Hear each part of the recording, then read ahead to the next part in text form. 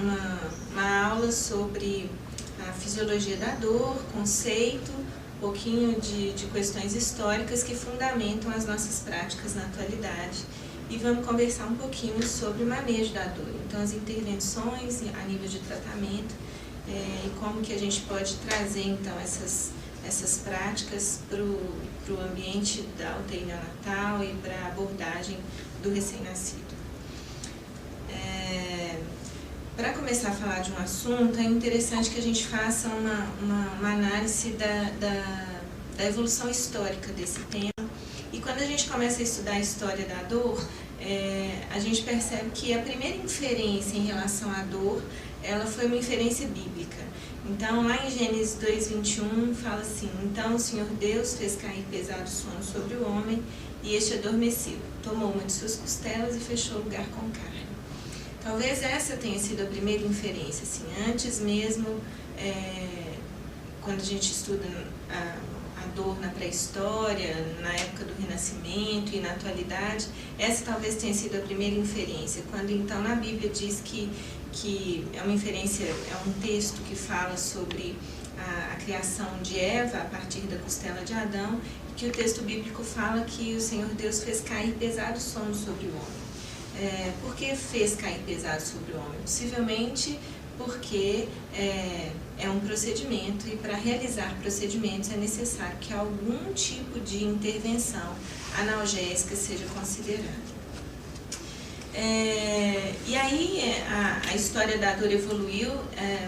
Na época, na pré-história, então, a dor ela era concebida a punições advindas de maus espíritos que imputavam dor, e a dor ela tinha mesmo um caráter de autopunição, um caráter de depuração. As pessoas acreditavam que sentir dor fazia com que elas melhorassem, com que elas passassem por um processo de depuração. Depois, na pré-história, era dessa forma. Então, depois, nessa época, as pessoas acreditavam que o coração era o centro de controle das experiências dolorosas. Até hoje, quando a gente sente dor, a gente tem uma sensação de opressão no peito que remete à impressão de que essa experiência tem alguma relação com o coração. Isso tem inclusive uma explicação fisiológica. As vias de condução do impulso nociceptivo, do impulso doloroso, elas fazem sinapses em regiões do sistema límbico, que é o sistema das emoções. É por isso que dor ela tem sempre esse caráter emocional e que leva a essa opressão no coração, essa sensação de que o coração talvez fosse o centro de decodificação. Com o passar do tempo, na época do Renascimento, então, com a evolução das ciências, especialmente matemática, física, nessa época o cadáver começa então a ser estudado, foi a época em que as redes vasculares foram melhor investigadas. Nessa época, então, a comunidade científica chega à conclusão que não é o coração o centro de decodificação das experiências dolorosas, mas sim o cérebro. Uma tentativa de provar, então, um sistema em cadeia em que uma ação inicial tem uma repercussão final. E, então, o cérebro passa a ser considerado o centro de experiências dolorosas. E depois, então, evoluções nesse sentido, de tentar comprovar as vias de condução e como que a dor, então, era percebida, era captada, percebida e interpretada pelo cérebro. E aí, aconteceu, então, depois dessa época, mais ou menos em torno dos anos 70, a fundação da Associação Internacional para Estudo da Dor, que foi um marco importante, porque essa associação começou a concentrar os estudos em relação à dor. E foi um marco importante porque o primeiro desafio dessa associação foi conceituar essa experiência, porque é uma experiência altamente subjetiva e que não tinha nem conceito. Como algo que não é conceituado pode ser aplicado na prática clínica. Então, o primeiro grande desafio dessa associação, da IASP, Associação Internacional para o Estudo da Dor, o primeiro grande desafio foi classificar a experiência dolorosa. E aí, essa classificação aconteceu e essa associação classifica a dor da seguinte maneira: classifica a dor como sendo uma experiência emocional desagradável relacionada a uma lesão tecidual real ou potencial ou descritos em termos de tal lesão. E aí, todas as vezes que a gente lê esse conceito, a gente tem uma necessidade de reler, porque a gente não entende nada quando a gente fala disso, né? E aí a gente lê umas 3 vezes, depois que a gente lê umas 3 vezes, a gente precisa dissecar o texto. E aí é isso que a gente vai fazer, ler esse texto em partes, para a gente entender o que ele está querendo dizer para a gente. E se é difícil para a gente entender a frase do que é o conceito de dor, imagina o que é aplicar esse conceito à prática clínica e desenvolver ações de controle da dor, especialmente quando a gente está falando de uma população tão singular como são os recém-nascidos, né? Pacientes na fase pré-verbal que não dizem do que eles estão sentindo. Então a gente tem uma série de dificuldades e de etapas para vencer e até que a gente consiga implementar essas ações de controle da dor. Então, dissecando esse texto, a gente vai lá, então, relendo. Uma experiência emocional desagradável, sempre desagradável. Não é bom sentir dor, não é? Então, uma experiência emocional desagradável relacionada a uma lesão tecidual real ou potencial. Aqui a gente já começa a ter problema, porque a lesão ela pode ser real ou uma lesão só potencial. Em pediatria é muito fácil de a gente evidenciar essa questão da experiência potencial quando a gente entra, por exemplo, de roupa branca dentro de uma enfermaria com um monte de crianças. Antes mesmo de fazer qualquer coisa, qualquer procedimento que gere dor, as crianças já estão chorando, porque a experiência é emocional, quer dizer, ela sabe que uma pessoa de branco é altamente ameaçadora, que essa pessoa vai chegar e que vai fazer uma série de procedimentos que são necessários ao tratamento, mas que geram dor. Então, não necessariamente o dano tecidual, não necessariamente furar ou fazer uma punção, ou fazer um procedimento, mas o risco de esse procedimento acontecer, ele já gera uma dor que ela é real. Então, é uma experiência emocional relacionada a uma lesão tecidual real ou potencial, ou descritos em termos de tal lesão. É no final desse conceito que a gente tem o grande problema em relação à definição de dor da Associação Internacional para o Estudo da Dor, que fala que a dor precisa ser descrita. E pacientes que não descrevem, que é o nosso caso, que é o que a gente está dizendo aqui, da dor em neonatologia, pacientes que não descrevem, então, como que a gente vai avaliar? Então, a dor é uma experiência muito subjetiva, que depende de experiências que o indivíduo viveu ao longo de uma vida inteira. A gente está falando de recém-nascidos, então é importante a gente classificar recém-nascidos, né? A gente entender qual é o limite de viabilidade. A literatura traz hoje como limite de viabilidade recém-nascidos a partir de 23 semanas de idade gestacional e 400 gramas de peso. Então, bebês tão pequenininhos quanto bebês com essas características e que hoje são viáveis. Antigamente a gente não discutia dor, porque a gente não tinha esse problema simplesmente porque a gente não tinha recém-nascido. Esses bebês eram muito pequenininhos, muito imaturos do ponto de vista estrutural, especialmente pulmonar e neurológico, e eles não sobreviviam. Hoje esses bebês sobrevivem, porque a gente desenvolveu em relação à capacitação de recursos humanos, em relação à tecnologia, tecnologias de suporte ventilatório, suporte hemodinâmico, e hoje esses bebês sobrevivem. Mas um bebezinho, os trabalhos mostram que um bebezinho com essa idade gestacional, aí entre 24 e 28 semanas, que é admitido numa unidade neonatal, ele é submetido a aproximadamente 450 intervenções dolorosas ao longo da internação. A gente tem que considerar que esses bebês ficam internados numa média de 60, 90 dias e eles passam por 450 intervenções dolorosas ao longo da internação. E num cérebro altamente imaturo, onde todo o processo, tanto de migração neuronal como de diferenciação celular está acontecendo, e a ilusão nossa achar que a gente vai fazer isso tudo.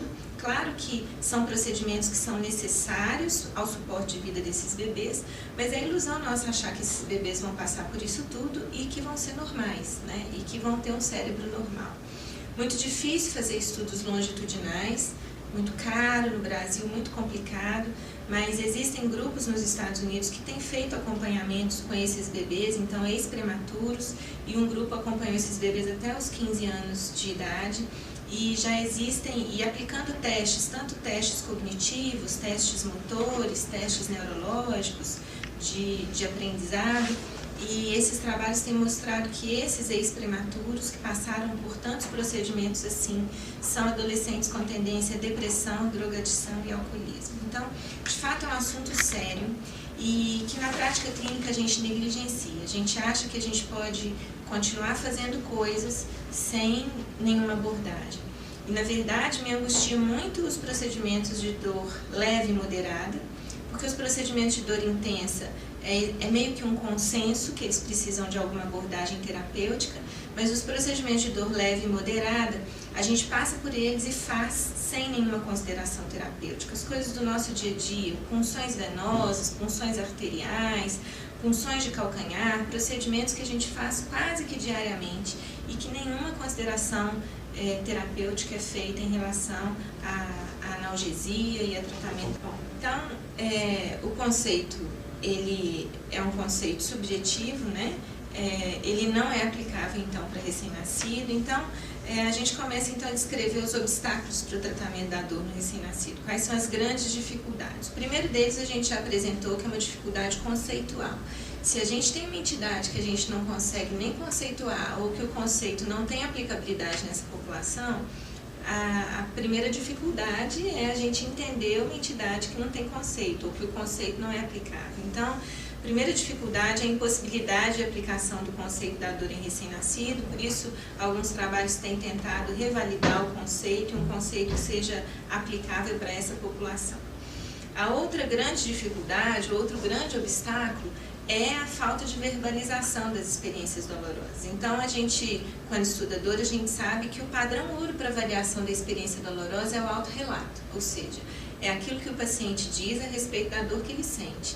E aí a gente precisa muito de uma reflexão de nós, profissionais da saúde, porque a gente tem uma ilusão de certitude. A gente acha que o saber, ele vem da gente, daquilo que a gente estudou, daquilo que a gente aprendeu. E quando a gente fala de dor, o saber é do sujeito que sente a dor. Então, se o paciente diz que dói muito, dói muito. E a dor ela é diferente. Então, uma pessoa, e inclusive em regiões e o tipo de dor, experiências térmicas, tem pessoas que sentem de uma forma, tem pessoas que sentem de outra forma, tem pessoas que dizem assim, não quero que funcione nesse lugar, porque eu acho que dói mais, eu quero que funcione no outro lugar. E um mesmo procedimento feito pela mesma pessoa, pelo mesmo executante, em pacientes diferentes, ele dói diferente. Então, a dor é do sujeito. E o recém-nascido, então, não diz dessa experiência. Se ele não diz, a gente vai ter que fazer inferências. E isso nos leva para o terceiro obstáculo, que é o fato de a avaliação da dor no recém-nascido necessariamente ser uma avaliação indireta, Então, eu preciso que um profissional, alguém que trabalha com esse neném, chegue do lado dele e consiga extrair informações e consiga extrair sinais, detectar sinais de que esse bebê está sentindo dor. Então, não é o paciente que tem autonomia acerca da expressão da experiência, é o cuidador ou a pessoa que está ali do lado, o médico, o enfermeiro, a fisioterapeuta, as pessoas da equipe multidisciplinar que vão chegar do lado do paciente e extrair uma série de dados que vão, então, sinalizar a possibilidade de experiência dolorosa.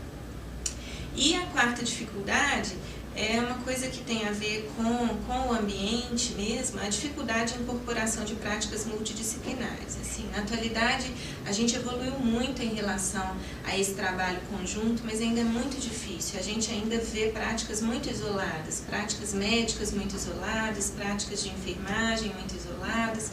E quando a gente fala de dor, se a gente não tiver um grupo todo envolvido, não adianta a enfermagem ser toda sensibilizada e para os procedimentos que ela executa, ela abordar a questão terapêutica em relação à dor, se no atendimento fisioterápico isso não acontece, se na hora da abordagem do médico isso não acontece. Então, a gente tem uma dificuldade mesmo, acho que a gente tem evoluído, tem avançado, mas quando a gente fala de dor, então, esse é um pressuposto muito básico e isso acaba se tornando um obstáculo.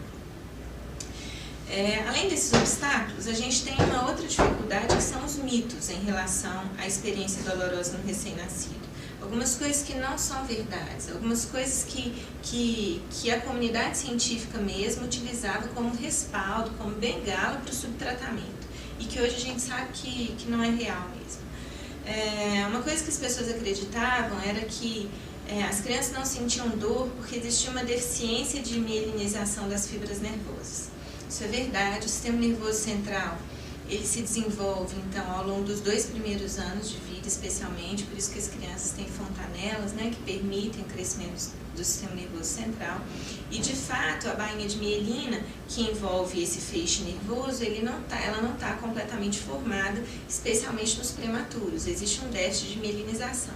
E a bainha de mielina é a estrutura que confere velocidade à transmissão do impulso doloroso. Por outro lado, esse déficit de mielinização ele é compensado pela superfície corpórea pequena do recém-nascido. Bebês muito prematuros, muito pequenos, então, apesar de o estímulo ser transmitido numa velocidade lentificada, a área que ele percorre é muito pequena. Então, uma coisa compensa a outra, essa não é uma fundamentação que subsidia o subtratamento.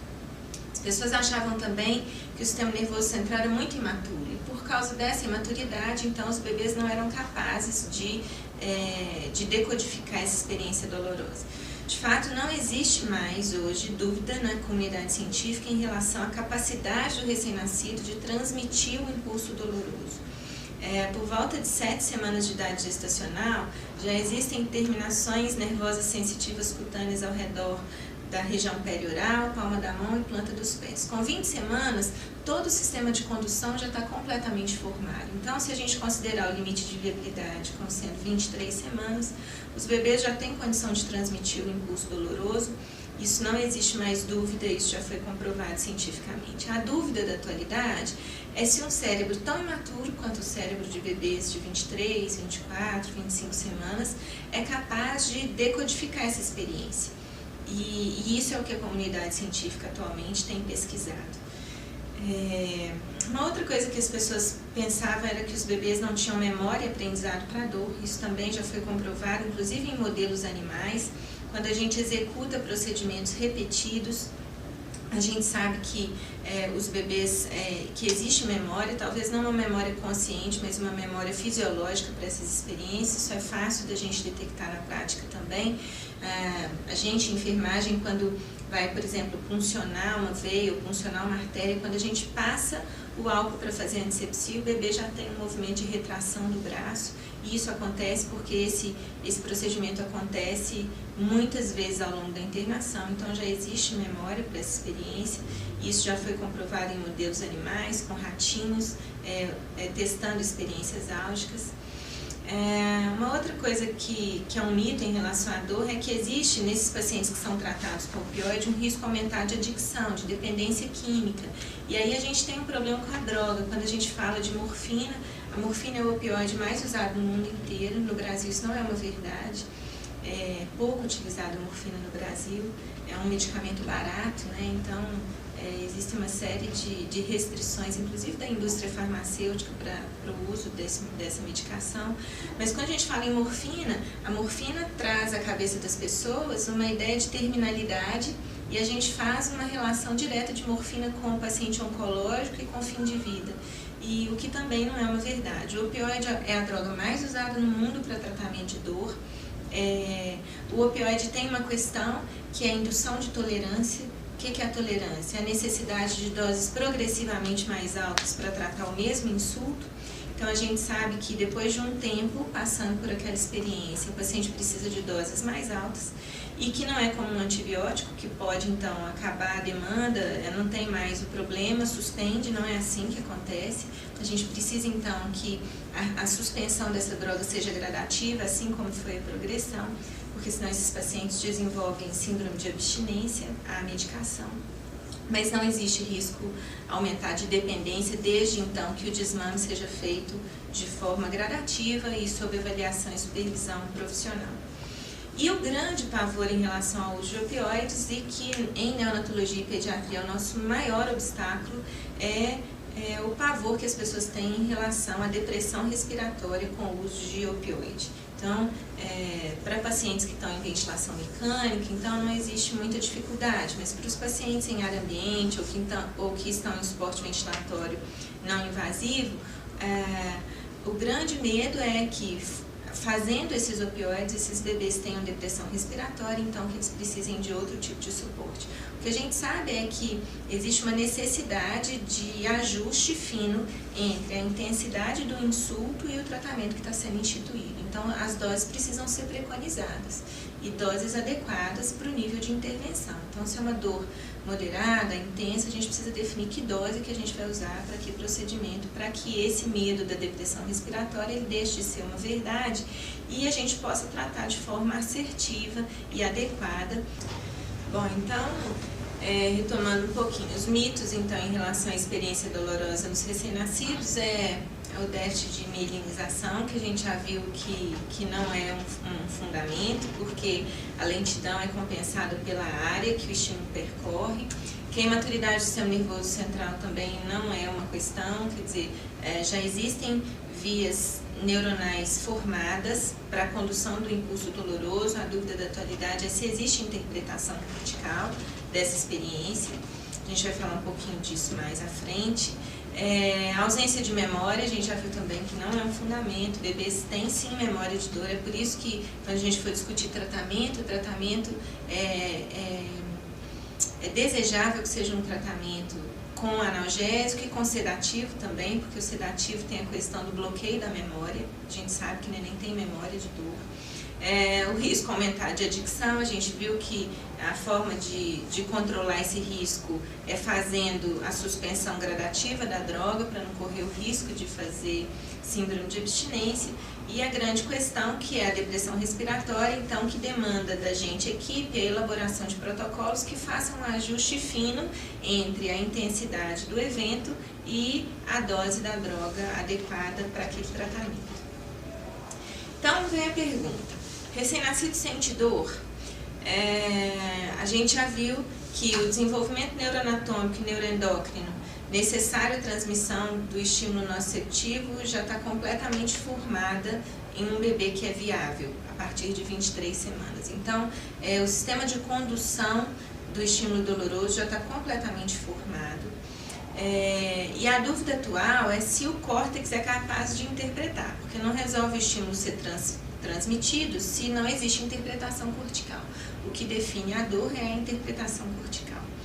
E aí a gente tem algumas dificuldades, porque a avaliação da dor no recém-nascido, então, a gente vai ver mais à frente que ela é uma avaliação comportamental. Já que o neném não fala da dor que ele sente, a gente vai ter que extrair informações a partir do padrão de comportamento desse neném, que nos remetam à hipótese de que esse bebê está sentindo dor. E essas reações, então, elas são reações indiretas. A gente está pressupondo que existiu uma estimulação cortical e que essa estimulação cortical, ela desencadeou uma série de reações motoras e comportamentais que têm a ver com dor. Mas a dificuldade que a gente tem com recém-nascidos é porque alguns desses reflexos, eles têm mediação medular e não necessariamente eles refletem interpretação cortical. Então, tem a ver com arco reflexo simples, com uma mediação de reflexos motores que partem da medula e não necessariamente do córtex. Então, a gente precisaria, para ter certeza que os bebês estão sentindo dor, de métodos que fizessem uma avaliação direta da experiência, que nos mostrassem acerca da estimulação cortical. E que hoje são muito restritos, a gente vai ver que é um método que chama espectroscopia infravermelha e ainda é um método muito restrito a trabalhos de pesquisa, trabalhos laboratoriais, que ainda muito caros e que ainda não têm aplicabilidade à prática clínica. Então, a nossa dúvida hoje é se o córtex está interpretando, porque hoje o que a gente mede na prática são as reações motoras e comportamentais advindas de uma suposta interpretação cortical, mas no recém-nascido prematuro especificamente, diferenciar o que é resposta cortical e o que é reação medular é muito difícil, por isso que é uma avaliação subjetiva. E quando a gente está falando de pacientes prematuros, então, que tem como fisiologia uma hipotonia muscular, a gente tem ainda mais dificuldade. Existe então uma necessidade de ajuste fino entre estímulo e tratamento, a gente já falou. E nos recém-nascidos, então, a gente vai partir a avaliação, a gente vai fazer a avaliação a partir de dois parâmetros basicamente, que são os parâmetros fisiológicos e comportamentais. Na população em geral, a gente tem 3 métodos de avaliação da experiência dolorosa: alterações fisiológicas, alterações comportamentais e autorrelato. Então, a gente está considerando que nessa população o autorrelato não é aplicável. Só a título de curiosidade, a literatura diz que a partir dos 3 anos de idade as crianças são capazes de descrever a dor que elas sentem. Então, do ponto de vista cognitivo, elas têm desenvolvimento para dizer da experiência dolorosa a partir dos 3 anos. Claro que em idades muito precoces é uma descrição muito pouco abstrata, uma descrição muito pobre, e é por isso que o profissional ainda tem que dar uma ajuda no sentido de classificar e de dizer dessa experiência com mais detalhes. A gente adulto, quando fala de uma dor, a gente dá descrições muito detalhadas dessa dor, assim. A gente dá descrições da frequência, a gente dá descrições da intensidade. É uma dor em fincadas, é uma dor que irradia e que vai e vem, e a gente consegue dar muitos adjetivos à dor. A criança não, ela consegue dizer que dói, às vezes ela nomeia com nomenclaturas muito próprias, às vezes só a mãe é capaz de entender essa nomenclatura, mas ela já é capaz de dizer. É claro que isso 3 anos é um marco muito teórico, né? Claro que tem crianças com menos de 3 anos que já dão conta de verbalizar a dor e já dão conta de localizar, inclusive, mas para a gente saber se a criança é ou não capaz de descrever, a gente tem que fazer testes antes, né? A gente tem que aplicar as escalas, que geralmente são escalas visuais, analógicas, aquela escala de faces, e a criança diz se ela está com pouca, nenhuma ou muita dor.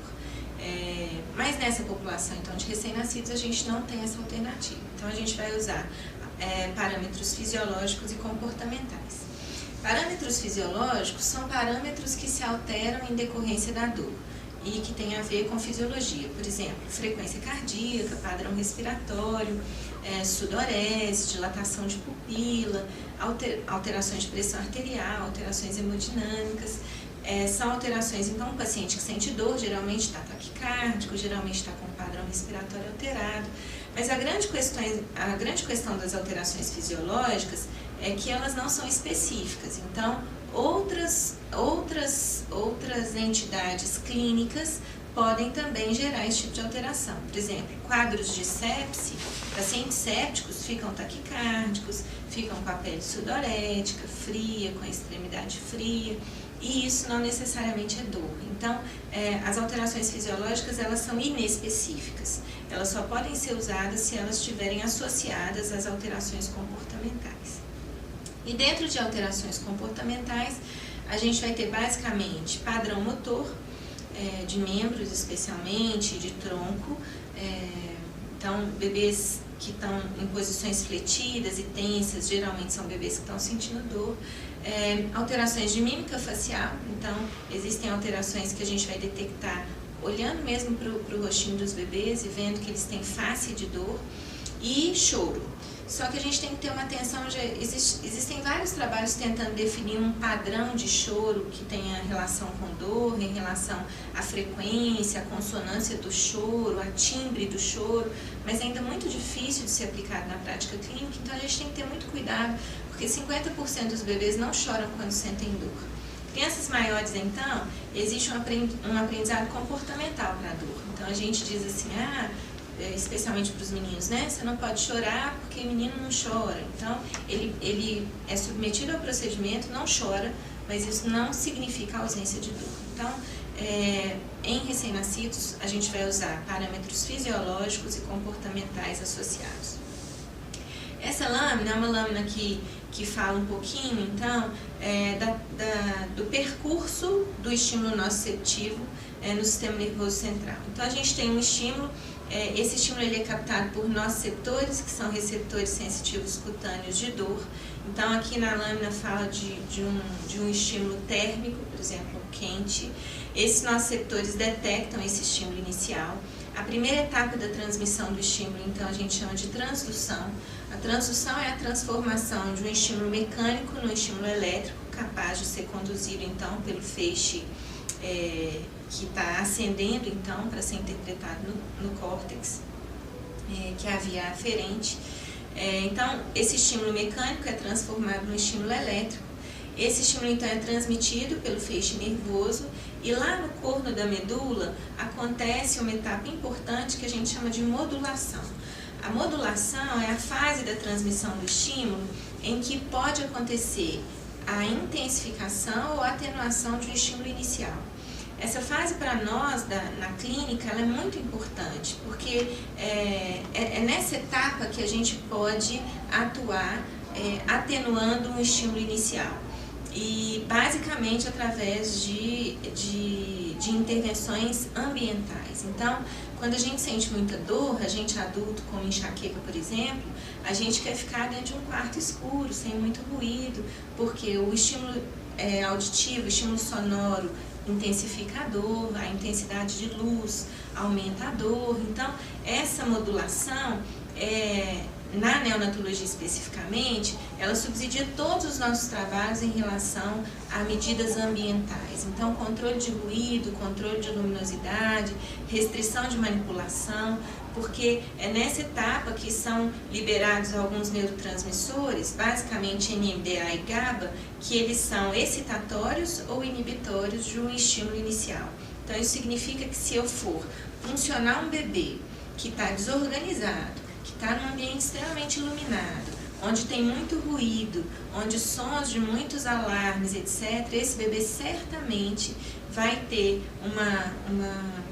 um estímulo que é potencializado e que, portanto, é interpretado pelo córtex como um estímulo de dor mais intensa do que um bebê que sofre essa mesma intervenção num ambiente em que essas questões foram consideradas. Então, com menos luminosidade, com um toque gentil, com menos ruído e organizado do ponto de vista de propriocepção, do ponto de vista neuropsicomotor. Então, essa etapa de modulação é uma etapa fundamental que acontece lá no corno da medula e depois esse estímulo ascende pelo corno posterior da medula, que é o corno sensitivo, e vai ser interpretado no córtex. O córtex interpreta e devolve uma resposta inibitória. E essa resposta, então, é para que a gente, se eu estou com a mão numa superfície quente, para que eu tire a mão dessa superfície quente. Então, inicialmente, a dor é um estímulo protetor. Acontece que quando esses eventos acontecem de formas consecutivas e num cérebro tão imaturo, certamente existe um comprometimento da arquitetura cerebral final e esses bebês vão ser mesmo bebês com alterações que podem ser alterações cognitivas, comportamentais, motoras, e a ilusão nossa achar que esses bebês passam por isso tudo e que vão ter alta e que vão ser bebês normais. A gente tem serviços muito frágeis de follow-up, de acompanhamento desses pacientes depois da alta, e as sequelas que a gente avalia são as sequelas do ambiente intra-hospitalar. Então a gente consegue dizer que não teve hemorragia perintraventricular, que não teve retinopatia da prematuridade, que não teve displasia, que não passou por nenhum evento adverso durante o período de internação. Mas a gente não acompanha esses bebês ao longo da vida. Então, certamente, a gente ainda perde aí um monte de alterações que a gente não mede. Então, as etapas de transmissão são transmissão, modulação e percepção.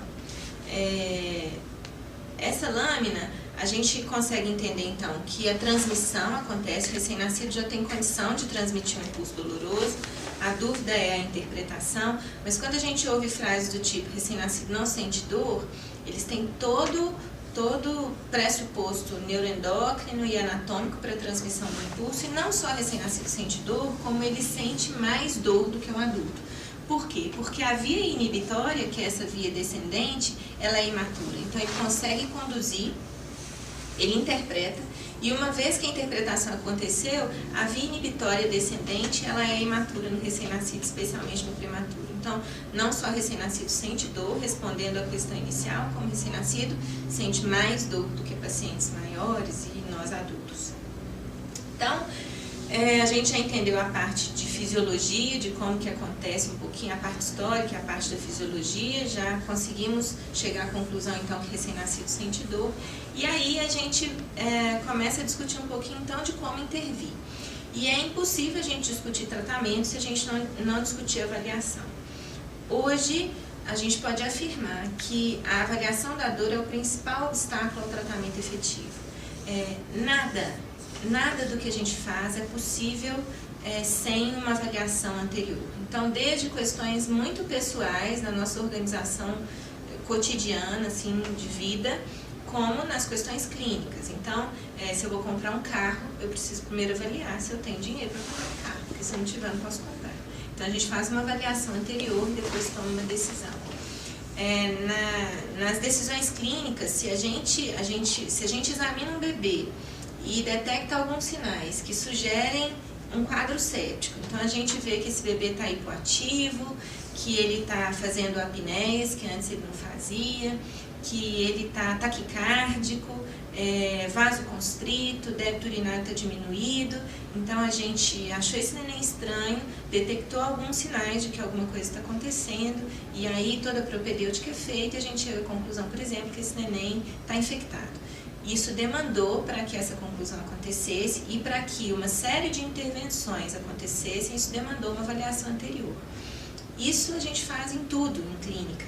Só que quando a gente se propõe a tratar a dor, a gente não faz assim.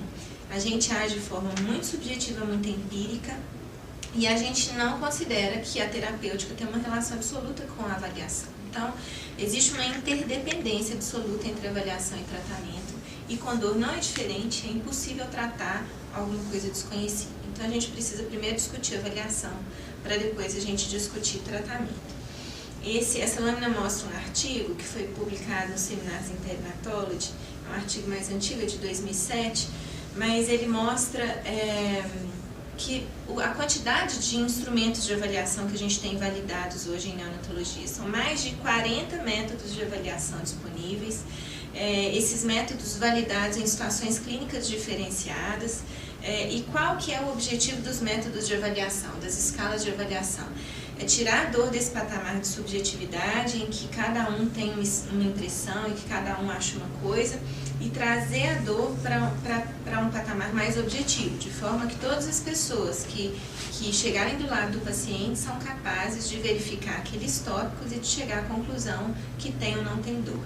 Essas escalas passam por um processo de validação extenso, são testados com um número enorme de pacientes para que ela seja validada em relação à viabilidade, aplicabilidade clínica, se ela se propõe mesmo a tratar a dor e não outros eventos.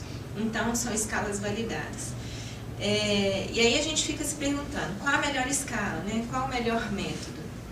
Não existe um padrão ouro, não existe uma escala que é perfeita, porque a gente precisa considerar o ambiente em que a gente está inserido, a unidade em que a gente está, que tipo de paciente a gente trabalha. Por exemplo, unidades que trabalham com situações de pós-operatório têm escalas mais adequadas e validadas para a condição de pós-operatório. Unidades que trabalham eminentemente com prematuros têm escalas que são ajustadas de acordo com a idade gestacional e que, portanto, seriam melhores.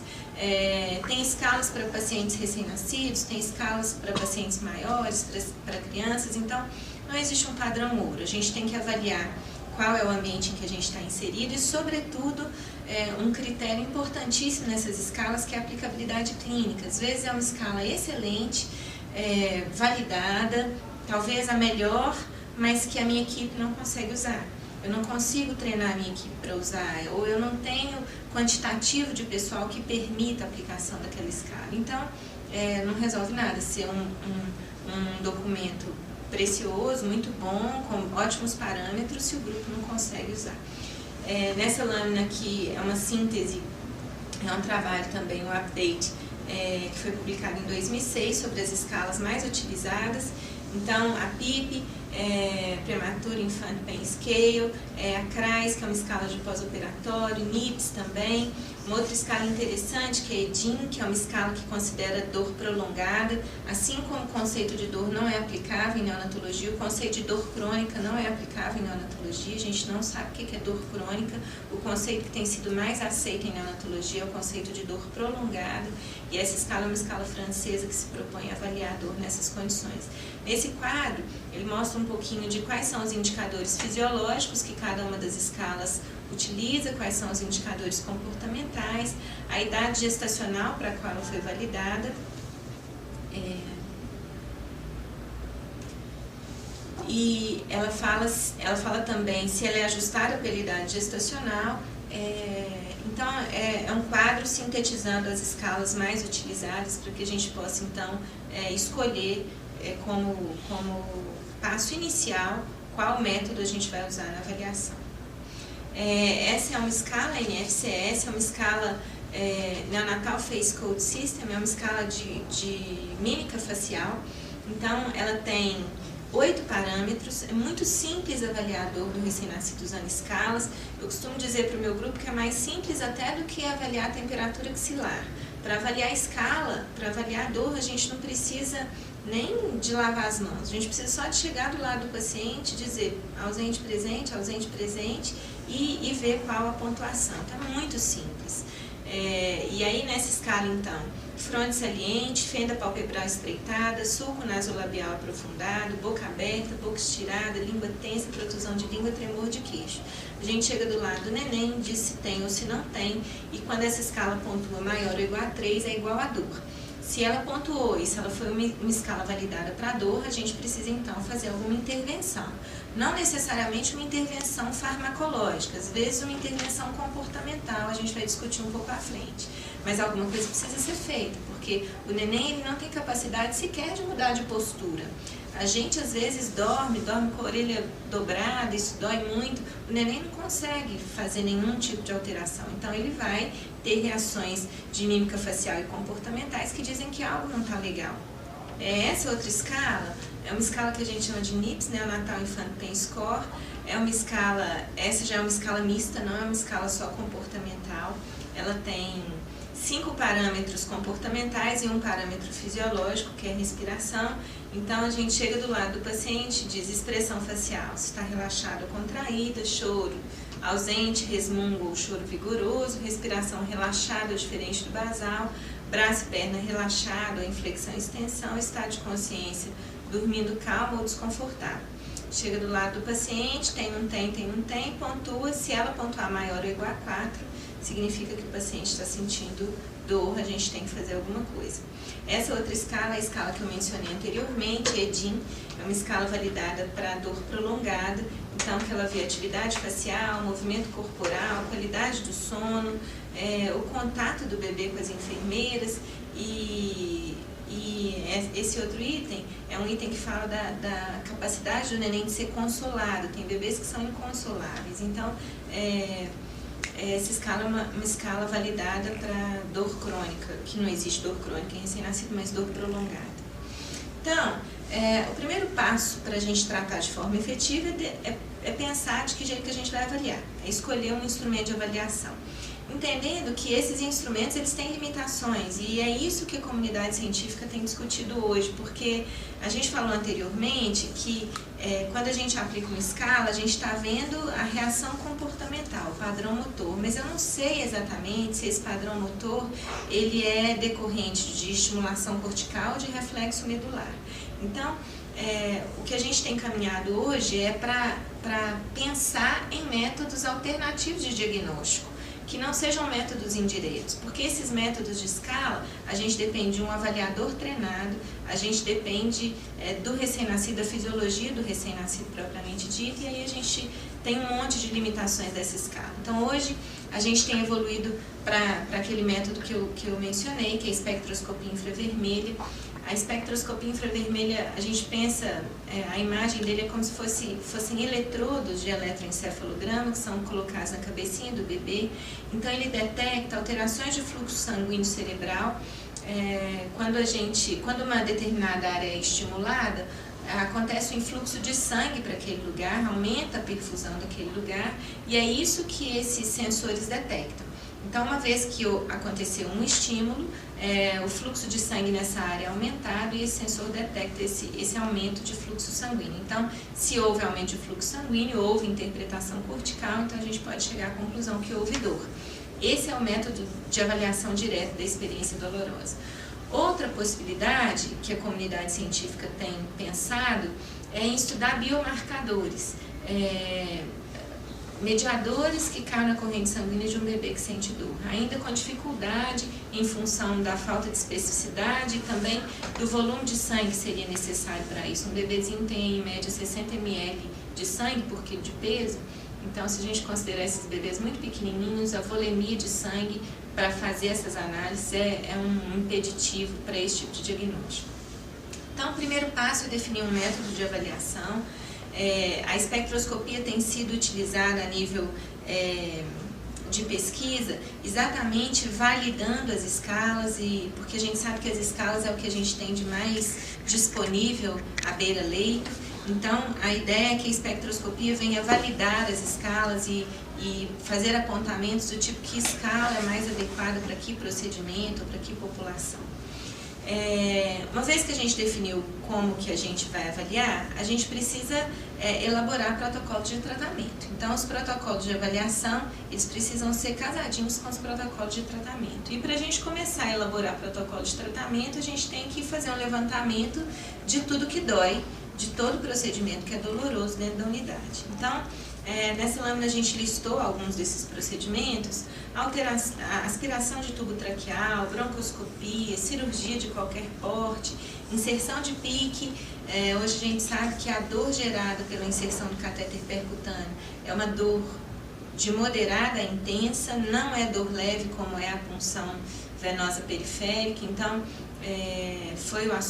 foi a minha dissertação de mestrado, que a gente mostrou que precisa ser feita analgesia com opioide para inserção de PICC, colocação de catéter central, drenagem torácica, endoscopia, enterocolite, exame oftalmológico, sondagem gástrica, é um procedimento que dói, punções arteriais. A artéria, ela é altamente nervada, então, e a gente faz punções arteriais com muita frequência para coleta de sangue dentro da unidade, para fazer pesquisas que são necessárias à condução clínica do neném, mas a gente faz isso com muita tranquilidade e frequentemente sem nenhuma consideração terapêutica. Então, de todos esses procedimentos, desde aqueles que geram dor intensa aos que geram dor leve, algo precisa ser feito. O que a gente não pode é ficar muito tranquilamente fazendo esses procedimentos na unidade sem nenhuma consideração.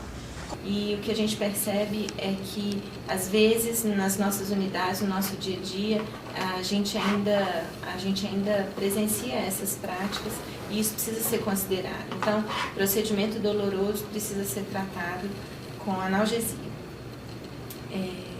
Aí uma coisa que eu esqueci de falar, que inclusive a manipulação, recém-nascido prematuro, inclusive o toque pode ser interpretado como estímulo doloroso. Por isso, todas as discussões que a gente tem feito em relação a toque gentil, a manipulação restrita, a contenção facilitada, sempre duas pessoas cuidando do bebê, não porque o cuidado demande duas pessoas, mas porque para a propriocepção e para a organização neuropsicomotora do bebê é fundamental que duas pessoas fiquem cuidando dele, porque não tem nenhuma organização e ele precisa desse controle, ele precisa desse limite, sabendo onde ele começa, onde ele termina.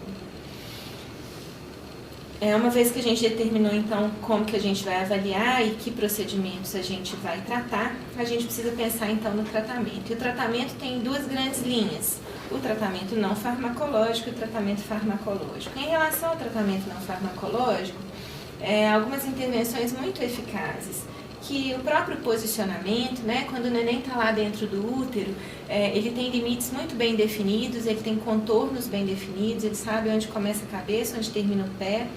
E quando o neném nasce, o mundo é infinito, né, ele não tem contornos bem definidos. E esses bebês prematuros, então, eles são hipotônicos e eles não são capazes de fazer postura flexora, que um neném a termo, por exemplo, tem. E essa postura flexora de trazer os membros para o eixo central, para o eixo médio, isso é estratégia de autoconsolo, isso é tratamento de dor, que fisiologicamente o recém-nascido faz. E o prematuro ou o neném doente não consegue fazer. Então, o próprio posicionamento é uma intervenção eficaz no controle da dor, nesse sentido de um posicionamento que propicie uma organização de limites bem definidos. Intervenções ambientais, a gente falou sobre isso, que atuam especificamente naquela etapa de modulação, como intervenções capazes de atenuar ou de exacerbar um estímulo inicial. Então, controle de ruído, controle de ambiência. Hoje em dia as unidades são projetadas com paredes que absorvem ruído, com pisos que absorvem impacto, o tipo de sapato que as pessoas entram, gerando som, as coisas que são colocadas em cima das incubadoras, que geram lá um ruído muito alto e que é intensificado, porque é uma caixa fechada, né? Se a gente considerar as incubadoras uma caixa fechada, esse som lá tem uma outra repercussão. Então, cuidados importantes que a equipe precisa ser treinada e capacitada. Algumas unidades fora do Brasil, aqui no Brasil não, mas algumas unidades neonatais nos Estados Unidos, por exemplo, tem um acupunturista dentro da unidade, e esses pontos, quando estimulados, induzem a liberação daqueles transmissores capazes de atenuar o estímulo inicial. Musicoterapia, na universidade vários trabalhos sobre a musicoterapia na reabilitação de crianças criticamente enfermas. A sucção não nutritiva, a gente sabe que o primeiro ano de vida do bebê é o ano da fase oral, né? Então todo o prazer do bebê tem a ver com boca, quando ele suga que ele se alimenta, é quando ele suga que ele está pertinho da mãe. Então a fase oral ela é significativa, e o ato de sugar induz a liberação de serotonina, e a serotonina é o neurotransmissor do prazer. Então sucção não nutritiva é importante para esses bebês que sentem dor. Nos hospitais amigos da criança, como a gente tem uma limitação do uso da chupeta, do pacificador, a gente usa dedo enduvado, mas entendendo que essas chupetas, esses pacificadores, eles têm indicações e contraindicações. Tem situações em que eles são muito indicados e tem situações em que não. Já existem vários trabalhos mostrando a relação dessas chupetas, das mamadeiras com desmame precoce, mas daquele menino que é crônico, que já está há muito tempo, que a mãe não amamenta mais e que não tem mais leite, e se ele é um menino sofrido, que sente muita dor, que já passou por muitos procedimentos, essa é uma consideração terapêutica que pode ser feita para esse menino sem nenhum prejuízo. O cuidado canguru, pai e mãe pegando em neném, quer dizer, o neném é da família, o neném é da mãe e do pai, o pai e a mãe precisam ser inseridos no contexto da assistência desde muito cedo. Essa história de o pai e a mãe se apropriarem do cuidado só na hora da alta não é mais o que a gente pratica, não é? E hoje a gente sabe o efeito terapêutico do colo, da proximidade, de sentir o cheiro da mãe, isso faz estímulo olfatório, tudo isso que foi interrompido numa gestação de um neném prematuro e que a gente precisa aprender e se esforçar por reproduzir nesse ambiente, que ainda é um ambiente muito hostil, que é o ambiente da unidade neonatal, mas que o que a gente está tentando fazer é reproduzir aquelas condições que aconteciam lá dentro do útero. E estimulação multissensorial é gerar estímulos que façam uma competição com o estímulo doloroso para que ele seja atenuado. Em relação ao tratamento farmacológico, a gente tem basicamente dois grupos de drogas, que são os opioides e os sedativos. É muito importante uma diferenciação entre analgesia e sedação. Sedação é miorrelaxamento com bloqueio de memória. Sedação não trata dor. O que trata dor é analgesia, são os analgésicos. E os analgésicos mais usados são os opioides. Portanto, quando a gente tem um casamento entre um analgésico e um sedativo, a gente tem algo próximo do ideal, que é tirar a dor e impedir a memória daquele momento e gerar também miorrelaxamento. Porque em alguns procedimentos, por exemplo, para a realização de intubação traqueal, a gente quer que o neném não sinta dor e que ele fique relaxado para viabilizar o procedimento. O que a gente não pode considerar é que, uma vez diagnosticada dor, a gente institua sedação, porque sedação não trata dor. Então, esse conceito diferenciado de sedação e analgesia precisa ficar muito claro. Se a gente aplicou escala de avaliação de dor, e se essa escala pontuou, a gente inicialmente intervém com o neném, melhorando o posicionamento, checando se não tem alguma coisa que está desconfortável, implementando, né, sucção não nutritiva, a glicose, que eu não falei, a glicose ela induz a liberação de endorfina. Então, quando a gente administra glicose a 25% no dorso da língua do neném, 2 minutos antes do procedimento, a gente induz liberação de endorfina que associada ao ato de sugar, que está liberando serotonina, faz um casamento legal, que é de endorfina com serotonina. Então, é tratamento de dor com prazer. Então, os bebês que sugam glicose, eles sentem menos dor. E esse é um tratamento muito efetivo, com muitas publicações mostrando essa efetividade, especialmente para procedimentos de dor leve no primeiro ano de vida. E em relação, então, à diferença de sedação e analgesia, isso precisa ficar claro. Então, se teve diagnóstico de dor, tem que fazer analgésico. E o sedativo ele pode vir como coadjuvante, favorecendo o procedimento. E uma droga potencializa a outra. As duas drogas que a gente mais usa em neonatologia são o fentanil e o midazolam, então uma droga potencializando o efeito da outra. Em relação ao tratamento farmacológico, então, a gente usa muito morfina e fentanil, são drogas, o midazolam, que são opioides, e o remifentanil também é um opioide. A diferença do remifentanil é que o remifentanil é um opioide que é metabolizado por esterases plasmáticas. Isso é uma grande vantagem em neonatologia. A morfina e o fentanil, eles são metabolizados no fígado e no rim. Por isso, a meia-vida dessas drogas no prematuro, ela é muito diferente, porque assim como ele é todo imaturo, né? Então o tempo de eliminação da droga também é diferenciado. Então às vezes a gente percebe que a gente faz analgesia no neném e ele demora muito para acordar, porque essa droga é metabolizada no fígado e no rim, então ela fica recirculando, já que fígado e rim do neném prematuro são imaturos também. Então o remifentanil tem essa grande vantagem, que é ser metabolizado por esterases plasmáticas. 20 minutos depois da suspensão da droga, não tem droga circulando mais, então o tempo de despertar desses meninos é bem menor, e se eles podem acordar mais rápido, eles podem ficar menos tempo em ventilação e tendo o benefício da analgesia. Midazolam e propofol são sedativos. Uma outra estratégia medicamentosa que a gente usa é o ENLA. O ENLA é uma anestesia tópica, que é validada para algumas situações também, especialmente punção lombar, procedimentos seletivos, porque ele tem que ser aplicado 60 minutos antes do procedimento, e o mecanismo de ação dele é inibir o influxo de cálcio na membrana celular, então ele impede que seja gerado um potencial de membrana. Então, para entender o tratamento da dor, a gente tem que entender alguns conceitos farmacocinéticos. T-meio-K0 é a meia-vida de equilíbrio entre o plasma e o sítio efetor. Meia-vida sensível ao contexto descreve o tempo que é necessário para que a concentração plasmática seja reduzida 50% após o fim da infusão do fármaco. T-meio-beta, meia-vida de eliminação do compartimento central. E pico de ação, que é o tempo para obter efeito máximo da droga quando ela é administrada em bolos.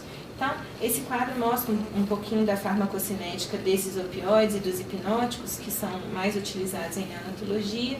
E aqui eu queria só ressaltar que quando